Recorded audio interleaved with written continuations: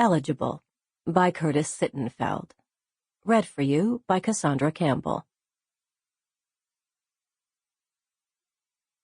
When the end of the world comes, I want to be in Cincinnati, because it's always 20 years behind the times. Mark Twain. Part 1. Chapter 1. Well before his arrival in Cincinnati, everyone knew that Chip Bingley was looking for a wife. 2 years earlier, Chip, graduate of Dartmouth College and Harvard Medical School, scion of the Pennsylvania Bingleys, who in the 20th century had made their fortune in plumbing fixtures, had, ostensibly with some reluctance, appeared on the juggernaut reality television show Eligible.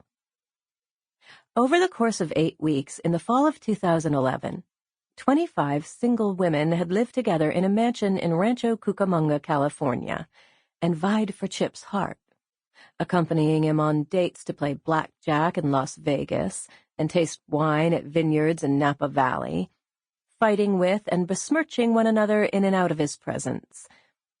At the end of each episode, every woman received either a kiss on the lips from him, which meant she would continue to compete, or a kiss on the cheek, which meant she had to return home immediately.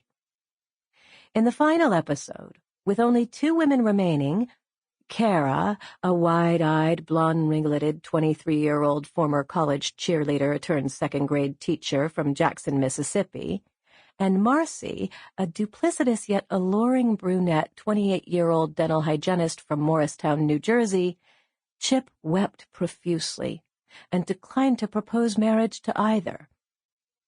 They both were extraordinary, he declared, stunning and intelligent and sophisticated, but toward neither did he feel what he termed a soul connection. In compliance with FCC regulations, Marcy's subsequent tirade consisted primarily of bleeped-out words that nevertheless did little to conceal her rage. "It's not because he was on that silly show that I want him to meet our girls," Mrs. Bennet told her husband over breakfast on a morning in late June. The Bennets lived on Grandin Road, in a sprawling 8-bedroom Tudor in Cincinnati's Hyde Park neighborhood. "I never even saw it. But he went to Harvard Medical School, you know." "So you've mentioned," said Mr. Bennet. "After all we've been through, I wouldn't mind a doctor in the family," Mrs. Bennet said. "Call that self-serving if you like, but I'd say it's smart." "Self-serving?" Mr. Bennet repeated. "You?" 5 weeks prior, Mr. Bennet had undergone emergency coronary artery bypass surgery.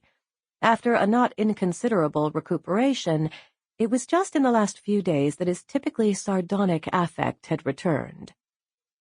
"Chip Bingley didn't even want to be on Eligible, but his sister nominated him," Mrs. Bennet said. "A reality show isn't unlike the Nobel Peace Prize, then," Mr. Bennet said, "in that they both require nominations." "I wonder if Chip's renting or has bought a place," Mrs. Bennet said. "That would tell us something about how long he plans to stay in Cincinnati."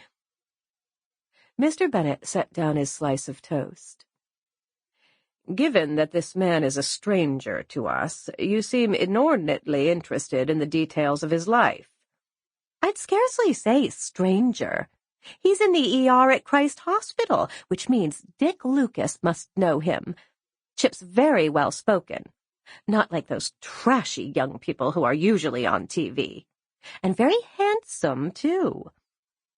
"I thought you'd never seen the show." "I only caught a few minutes of it, when the girls were watching." Mrs. Bennet looked peevishly at her husband. "You shouldn't quarrel with me. It's bad for your recovery. Anyway, Chip could have had a whole career on TV, but chose to return to medicine. And you can tell that he's from a nice family.